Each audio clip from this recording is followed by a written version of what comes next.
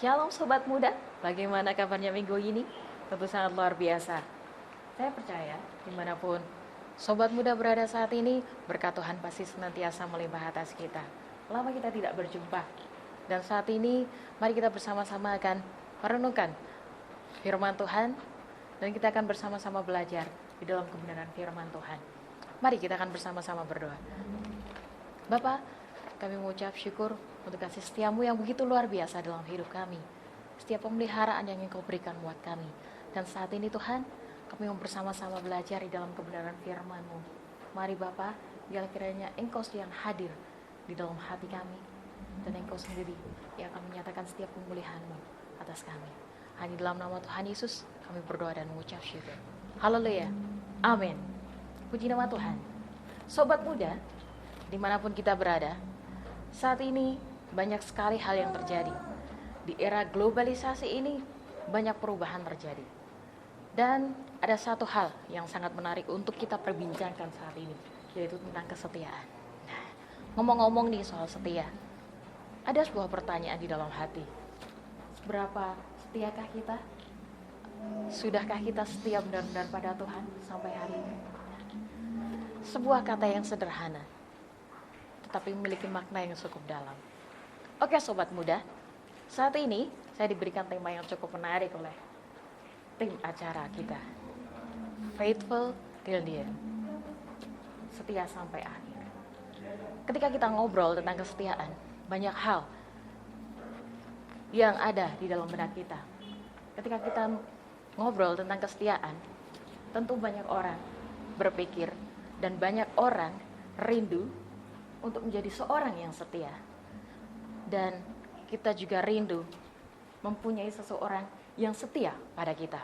Entah itu di dalam pertemanan, bahkan di dalam sebuah hubungan kerja.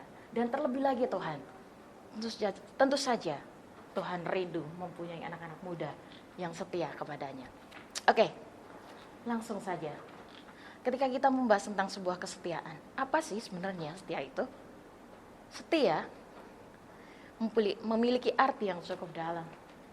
Di dalam sebuah kesetiaan ada ketaatan, dapat dipercaya, dan ada sebuah kesungguhan hati di situ. Dan kenapa sih kita harus setia? Ketika kita setia, itu adalah menunjukkan kesungguhan hati kita. Ketika dalam kesungguhan hati kita itu menimbulkan ketekunan. Untuk itu, untuk meraih segala sesuatu ataupun melakukan segala sesuatu, ketika ada kesetiaan, ada ketekunan, maka akan terwujud apa yang kita impikan. Nah, oke Sobat Muda, dan saat ini di era globalisasi ini dan pada zaman-zaman ini sangat penting buat kita anak-anak muda Kristen untuk kita setia sama Tuhan. Banyak tantangan yang kita hadapi, banyak perubahan yang terjadi. Ada yang membawa dampak positif, ada yang membawa dampak negatif. Dan kita sebagai anak Tuhan dituntut untuk kita tetap setia sama Tuhan sampai akhir hidup kita. Kenapa? Karena Tuhan sungguh luar biasa mengasihi kita. Dia sanggup memulihkan hidup kita. Ketika kita setia sama Tuhan, maka kita akan mampu bertahan sampai kesudahannya. Dia akan berikan kita kekuatan untuk kita mampu menghadapi segala sesuatu yang ada di depan kita. Oke, next. Ngomong-ngomong nih, tantangan apa sih yang terberat saat ini? Di saat-saat ini buat anak-anak muda. Tentunya kalau kita ngomong masalah gadget, kita sudah familiar sekali ya. Banyak di era digitalisasi ini, kita ditemukan dengan banyak penemuan baru yang membawa kita kepada kemudahan-kemudahan. Sehingga seolah-olah kita mampu melakukan apa saja tanpa kita harus beranjak keluar kamar kita. Nah, ada dampak positif dan juga ada dampak negatif. Yang perlu kita garis bawahi adalah yang membawa dampak negatif. Teman-teman, ketika kita dihadapkan di era digital ini, kita benar-benar harus mampu menyaring dengan benar. Apa yang baik, itu yang kita bawa. Dan ketika itu sudah membawa kita mulai menjauh dari Tuhan, itu yang harus segera kita atasi. Dan banyak tanpa kita sadari, saat-saat ini mungkin kita menjadi pribadi yang lebih suka mengasingkan diri, atau menjadi pribadi yang sedikit egois. Karena kenapa? Kita merasa semua ada di genggaman kita. Kita mampu melakukan apa saja, kita mampu mengetahui apa saja, cukup dari ponsel kita. Sehingga kita berpikir seolah-olah, aku gak perlu keluar, aku juga tahu. Aku gak perlu kemana-mana, aku juga tahu. Nah, kadang-kadang hal ini yang membatasi kita untuk kita membangun hubungan atau relasi dengan orang. Nah, ketika kita mungkin sudah mulai seperti ini, mari kita beranjak keluar untuk kita memperbaiki hubungan kita lagi. Dan next, terkadang kita sedikit mengabaikan nasihat dan otoritas. Kenapa? Karena kita merasa bisa, aku bisa kok.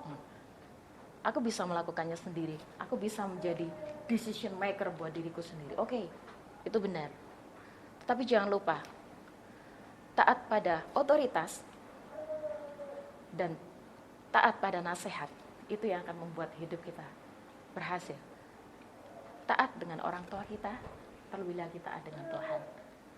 Ketika kita merasa kita mampu melakukan segala sesuatu kita sendiri, tanpa nasihat dari siapapun, terkadang tanpa kita sadari, kehendak bebas kita membawa kita dalam sebuah pergaulan yang bebas. Hidup kita kadang jadi tidak terkendali dan kita jatuh di dalam dosa.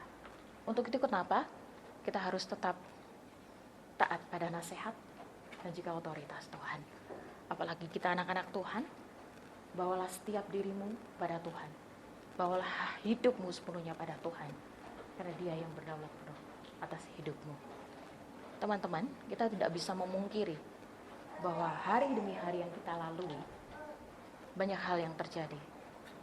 Untuk itu sebagai anak-anak Tuhan, kita harus tetap percaya, berharap penuh pada Tuhan, supaya Tuhan boleh campur tangan atas hidup kita.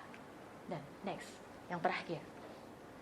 So, gimana sih caranya supaya kita tetap bisa menjadi anak-anak muda yang setia?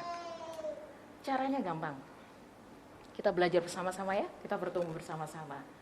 Yang pertama, bangun hubungan kita yang baik sama Tuhan. Bangun relasi kita yang baik sama Tuhan. Dan bangun kehidupan dewasa, kedewasaan rohani kita. Gimana sih caranya? Bangun doamu setiap pagi. Boleh pagi, siang, malam, atur waktu yang teman-teman ngerasa enak. Bangun hubunganmu sama Tuhan setiap hari. Bangun mesbah doamu, baca firman Tuhan setiap hari, dan terus belajar untuk mendengarkan suara Tuhan. Nah, ketika kita setia sama Tuhan, maka Roh Kudus itu akan ada di dalam hati kita. Dan ketika Roh Kudus itu ada di dalam hati kita, maka kita akan tahu, bisa membedakan mana kehendak Tuhan dan mana yang bukan. Nah, yang kedua, lakukan kehendak Tuhan. Nah, caranya itu tadi. Ketika kita dekat dengan Tuhan, maka kita akan tahu mana sih yang benar, mana sih yang salah.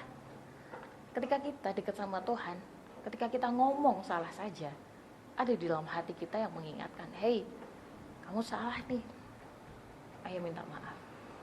Seperti ada yang mengingatkan. Nah, ketika kita dekat sama Tuhan, maka Roh Kudus itu pasti akan melekat di dalam kita. Sehingga apa yang kita lakukan, pasti kita selalu diangatkan untuk kita tetap berjalan di dalam realnya Tuhan. Dan next, miliki iman yang teguh. Iman yang kuat di dalam Tuhan. Kenapa?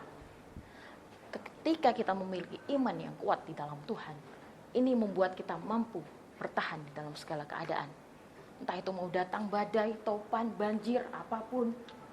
Ketika kita punya iman yang kuat, maka inilah yang akan membuat kita mampu bertahan sampai pada akhirnya. Dan next, terendahkan diri kita di hadapan Tuhan, yaitu menjadi pribadi yang lebih sabar lagi, menjadi pribadi yang penuh dengan kelemah lembutan. Ketika kita mampu menguasai diri kita, ketika kita mampu mengontrol diri kita, maka apapun yang terjadi di depan kita, kita akan lebih bisa memandang semuanya dari segi positif. Dan mari, apapun yang kita hadapi, masalah yang kita hadapi, seberat apapun masalah yang kita hadapi, larilah pada Tuhan. Ketika kita mengandalkan Tuhan, merendahkan diri di hadapan Tuhan, berarti kita mengizinkan Allah untuk bekerja di dalam hidup kita dan berotoritas atas hidup kita. Dan yang paling terakhir, mari terus nantikan Tuhan. Dia Allah yang luar biasa, yang sanggup memulihkan hidup kita. Apapun yang kita alami, jangan pernah berputus asa. Tetap percaya bahwa Tuhan itu baik.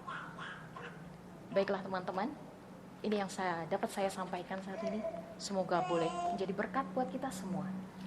Dan mari, ada satu ayat penutup yang boleh saya sampaikan saat ini. Mari kita bersama-sama baca di Wahyu 2 ayat yang 10b. Oke. Yang dapat katakan yes? Oke. Saya akan bacakan di sini Wahyu 2 ayat yang 10b. Hendaklah kamu setia sampai mati, dan aku akan mengaruniakan kepadamu mahkota kehidupan. Nah, mari kita berlomba-lomba untuk mencapai tujuan kita, untuk mendapatkan mahkota kehidupan dari Allah. Mari teman-teman, jangan pernah berputus asa. Tetap taruh harapan kita pada Tuhan yang sungguh luar biasa mengasihi kita dan sanggup memulihkan hidup kita.